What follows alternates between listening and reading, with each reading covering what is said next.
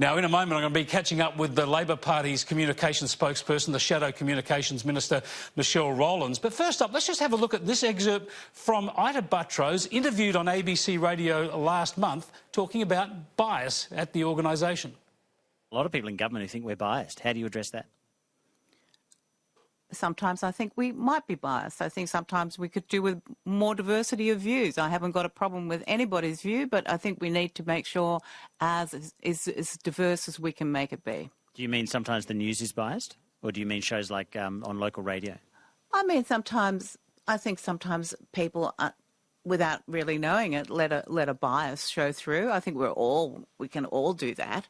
But I think the way you sort of deflect the critics that love to sort of give us a tough time is by having a wider viewpoint. So the more diverse views that we can represent, the better it will be for us. And what if the government keeps on saying, no, the ABC is biased and too biased to the left? How do you address that? Well, I don't ever think we should start to think what they might say. Why don't we just wait and see what they do say? Well, that is what they say to me privately, so that's why I put that Well, to you. That's your private conversations. Yeah. If that means they can have it privately without putting their name out there in the public, then I'm not interested in their point of view. Ita Buttrose there on ABC Radio. Michelle Rowland, thanks for joining me. Pleasure. Is Ita Buttrose right? Does the ABC need to deal with a bias problem? I think the ABC needs to fulfil its charter, and that's a constant challenge for them, but also their constant mission. And I think it's quite telling that, Ita Buttrose, a new chairperson, she's clearly seeking to make her mark here, and I wouldn't even presume to disagree with what she's saying and say that she's wrong, but she knows that they need to fulfil their charter. She knows that the ABC needs to be for all Australians, and in the past couple of years that's particularly focused on fulfilling a rural and regional element. And even under the former leadership at the ABC, that certainly came to the fore. Look, as an MP and as the Shadow Communications Minister, I would always say that the ABC needs to fulfil its charter Absolutely. in every way. There's no disagreement there. David Anderson, the new MD, now confirmed as the Managing Director, he's also agreed that there's at least a perception of bias problem, and he's pointed to the sort of left-leaning bias of their panel shows. So it echoes a bit of what Ita Buttrose has said. They need more diversity of views. Would you like to see that? Do you think that there's a left-leaning bias on shows like The Drum and Q&A and the rest of them? Look, I wouldn't, and I think it is very dangerous, quite frankly, for politicians to start talking about bias, particularly on a public broadcaster. Well, you mentioned the Charter, though, and to adhere to the Charter, they must have a diversity and plurality of views. Which is exactly what I was going to say. They should always be mindful, and I would never presume to tell the ABC how to run its business, independent organisation. But that it is a taxpayer-funded organisation, something that is not lost on anyone. And in fulfilling its charter, it needs to ensure that it's representing a diversity of views. And pretty easy to get a good run there, isn't it, from the left of politics? If you're talking, say you're talking climate change or tax increases or border protection, you get a pretty good run over there. The interesting thing, Chris, is sometimes I think you get a harder time from some of these journos because they're trying to overcompensate for what they might perceive to be. There you go. You do think they're a bunch of lefties. Some inbuilt bias. I would never say that. Now, you mentioned funding, of course. Labor went to the election campaign promising additional funding for the ABC. All your policies are up for review now. Do you think that might have been a mistake? I think that the ABC, certainly as the Managing Director said, was going to have to make some serious decisions about cuts, considering that in the last budget they had $84 million cut from their budget. But we also went to the last election with some policies that went directly to the issue of enhanced news gathering, went directly to the issue of ensuring that the ABC had extra funding for Australian content and other aspects where I think Australians would expect the ABC to be fulfilling its role.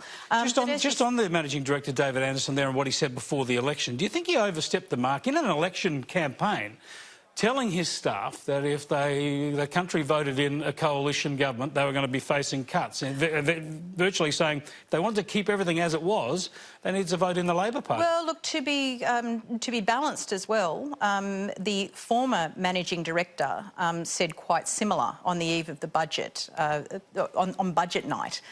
So he wouldn't be the first person saying, as he would say, calling it how it is. But Chris, as you point out, Labor lost the last election, so all these policies are up for review. But having a strong independent ABC is key to the Labor Party's platform, and we'll have to go into the next 3 years considering what the ABC looks like. And look, let's face it too, they are facing many challenges.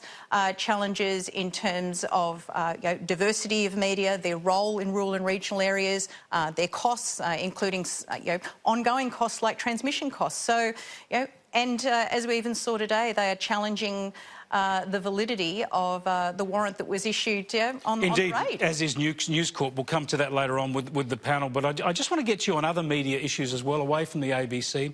We're waiting on a digital transformation report from the ACCC. We've had the preliminary report.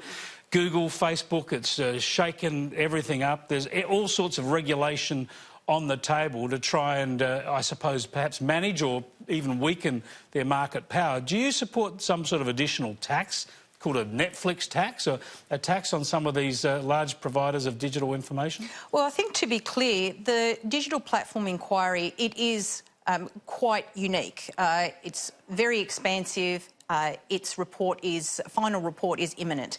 And it actually does propose, in its preliminary report, to do a whole other set of work streams around modernising the media framework, around having some sort of oversight for advertising, for example, where certain representations are made about eyeballs.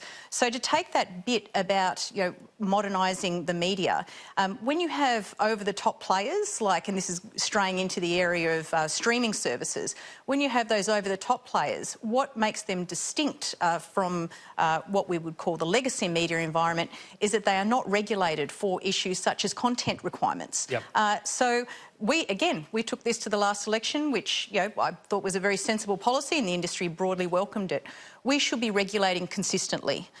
We should recognise that convergence has taken effect, that we need to support Australian content, and that could be done in a number of ways. It could be done through a tax, for example, through some sort of levy, but recognise that it's not only the free-to-air broadcasters, and indeed subscription is part of that ecosystem as well, but the telcos are increasingly getting into this space. They've even said that video is their future, so we need consistency in how they're regulated. Does that mean do we need to treat people like organisations like Facebook, businesses like Facebook, as publishers responsible for the content they publish in a legal and commercial sense? That's very interesting, because there was even a recent decision on this that pointed out that for different media, and I'm summarising very briefly It's here. a vast area. We could talk for 2 hours on this, I know. We could, but there's this whole question about the responsibility of publishers and what comments are actually put on their pages and who is liable for that. So it opens up a whole aspect there of liability. But I think it's fair to say that in all of this, the consumer has utilised this in what the preliminary report calls some sort of a contract, the bargain that you have. By giving over your data and agreeing to give your attention, so agreeing to see ads and so forth, you get to utilise this vast array of services. But it's sort of come full circle.